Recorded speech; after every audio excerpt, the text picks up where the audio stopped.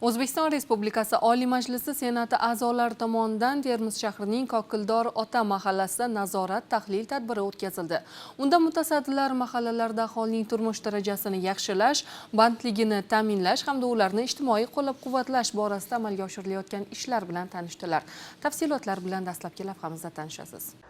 Hududlarda aholi murojaatlari bilan ishlash, mavjud muammolarni bartaraf etish va mahalla yettiligining faoliyatini yanada jonlantirish masalalari doimiy nazoratga olingan. Nazorat tahlil tadbirlari davomida mahallada mas'ul idoralar tomonidan olib borilayotgan ishlar atroflicha o'rganildi. Dastlab mahalladagi mavjud imkoniyatlardan foydalangan holda fuqarolarning bandligini ta'minlash va tadbirkorlikni rivojlantirish borasida amalga oshirilayotgan amaliy sa'y-harakatlarga e'tibor qaratildi. Muhtaram Prezidentimizning 2025-yildagi kambag'allikdan farovonlik dasturi asosida Termiz shahar Kokildor mahallasiga 3 milliard 700 million so'm mablag' ajratilib, shundan 1 milliard 200 million so'mga 3500 metr ariqlar betonlashtirildi. 1 milliard 800 million hisobiga 160 ta yangi simyog'ochlar o'rnatildi. 4 dona yangi transformatorlar mahallaga o'rnatildi. Mahalla hududida 13 gektar Termiz shahar hokimligi zaxirasida turgan yerni auksion orqali mahallamiz hududida ijtimoiy reyestrda turgan oilalarning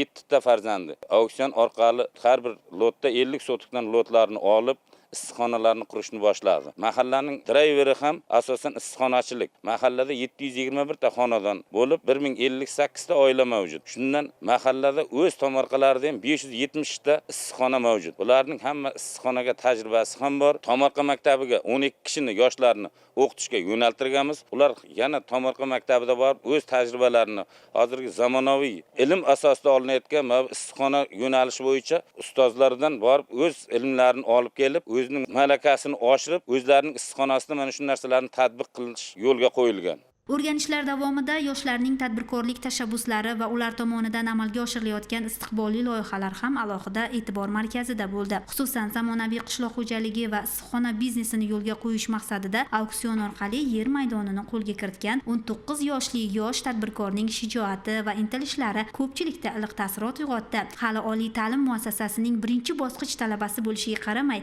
u o'z oldiga katta maqsadlar qo'yib, mahallada zamonaviy issiqxona qurilish ishlarini qat'iyat bilan boshlab yubordi. Men shu Kokildor mahallasida 19 yildan beri istiqomat qilaman va 2025-yil maktabni bitirib, agrotexnologiya va muhandislik universitetiga kirdim.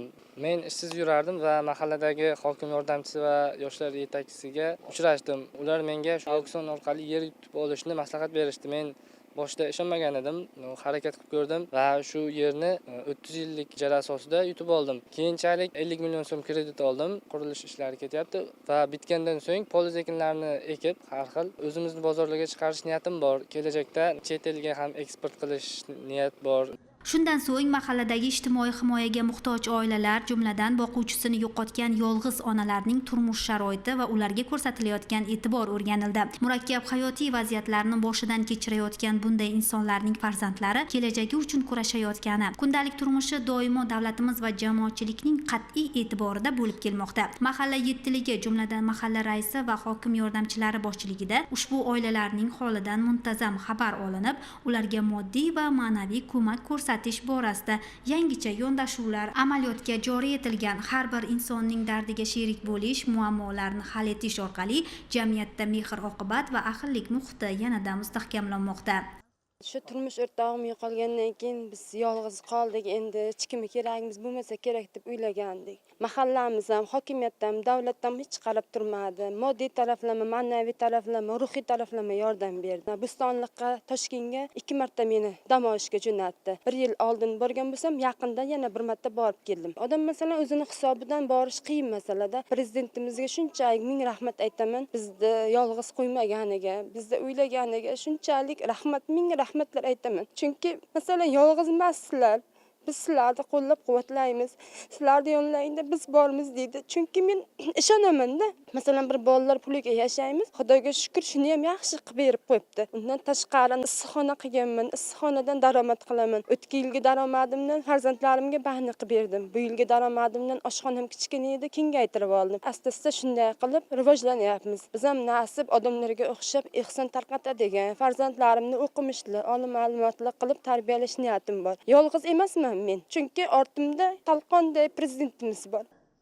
O'rganishlar davomida ayrim yo'nalishlarda yo'l qo'yilayotgan kamchiliklar va ijro intizomidagi ayrim mas'uliyatsizliklar ham keskin tanqid qilindi. Shuningdek, mas'ullarga mavjud muammolarni zudlik bilan bartaraf etish, mas'uliyatni kuchaytirish hamda belgilangan vazifalarning sifatli ijrosini ta'minlash yuzasidan tegishli ko'rsatmalar berildi.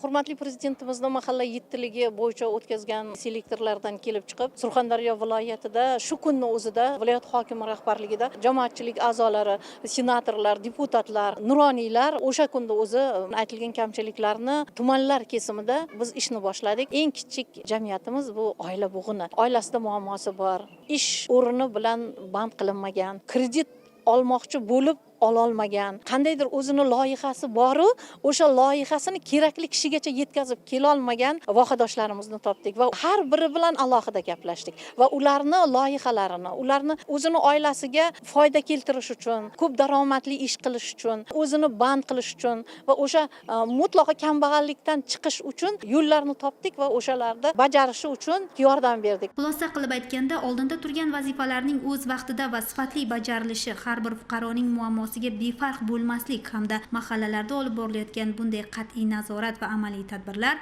xalqimizning farovon turmush kechirishini ta'minlashga xizmat qiladi.